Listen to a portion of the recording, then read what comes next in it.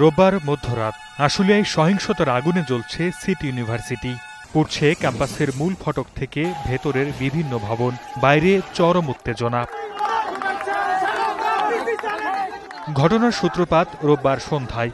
থুতু ফেলা নিয়ে ড্যাফোডিল ও সিটি ইউনিভার্সিটির শিক্ষার্থীদের মধ্যে কথা কাটাকাটি হয়। এরই জেরে এক পর্যায়ে সংঘর্ষে জড়ায় তারা।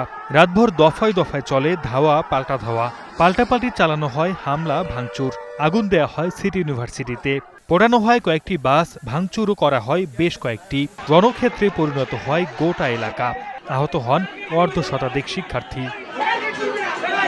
বাইকে থেকে থুতু ড্যাফোডিলের এক স্টুডেন্ট গায়ে লাগে, তো পরবর্তীতে সে সরিও বলছে। সরি বলার পরে ওরা মীমাংসাটা বিষয়টা ইজিভাবে নেয় নাই, বিষয়টাকে খুব ওরা বার্গেনিং পর্যায়ে নিয়ে গেছে। এক পর্যায়ে হাতাহাতি হয়েছে ওই জায়গায়। পরবর্তীতে ওরা আবার আইসা তখন আগুন ধরে দিছে। ওরা এসে পুরো ক্যাম্পাস আগুন দিয়ে ধ্বংস করে দিছে, শত শত ছাত্রকে আহত করছে, মারছে। দিনের আলোয় বেরিয়ে আসে সহিংসতার ভয়াবহ চিত্র। কাটেনি উত্তেজনা, বিরাজ করছে থমথমে অবস্থা। যখন দেখলো যে নারী শিক্ষার্থীরা সবাই বারান্দায় চলে আসছে, তখন ওই ড্যাফোডিলের স্টুডেন্টরা তারা ইট পাটকেল ছোড়া শুরু করছে মেয়েদের হলের দিকে। আমাদেরকে এরকমও সোশ্যাল মিডিয়ায় থ্রেট দেওয়া হয়েছে যে আমরা খাগান বাইরে যেতে পারবো না, যদি আমরা সিটির মেয়েরা বের হই আমাদেরকে ওরা গুম করে ফেলবে। এই সহিংসতার বিষয়ে বক্তব্য পাওয়া যায়নি ড্যাফোডিলের শিক্ষার্থীদের। তবে তাদের দাবি, রাতে ব্যাচেলর প্যারাডাইস হোস্টেলে আগে হামলা চালায় সিটির শিক্ষার্থীরা।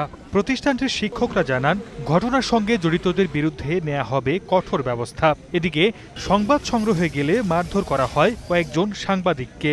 আমাকে এলোপাতারি বাড়ি, বাটাম দিয়ে বাড়ি এবং ঘুষি মনে হতেছে আমি সাংবাদিক না, আমরা চোর। শিক্ষার্থীরা যে ধরনের উচ্ছৃঙ্খল আচরণ করেছে তা আমাদের কাছে অত্যন্ত শোভনীয় মনে হয়নি। দুঃখ প্রকাশ করলে এটা শেষ হবে না।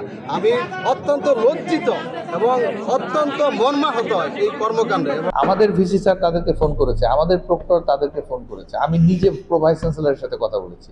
আমাদের কথা একটাই, সেটা আসেন ভাই আমরা সমাধান করি, একসাথে বসি।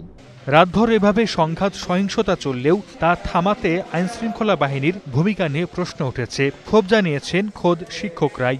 বহুতবার পুলিশকে ফোন দিছি, ক্যান্টনমেন্টে ফোন দিছি, র্যাবকে ফোন দিছি, 999-এ আমাদের ছাত্রীরা ফোন দিছে, বলতেছে যে হ্যাঁ ব্যবস্থা নেওয়া হচ্ছে, যাচ্ছি, তাদের কেউ আসেই নাই। আইন শৃঙ্খলা রক্ষাকারী বাহিনী স্টুডেন্ট রিলেটেড কোনো অ্যাক্টিভিটিসে তারা নাক গলায় না। ড্যাফোডিলে তো একটা হলে মনে হয় কিছু ক্ষয়ক্ষতি হয়েছে।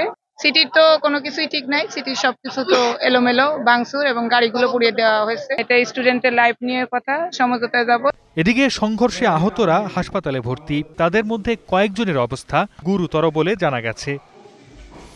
Desk report, star news.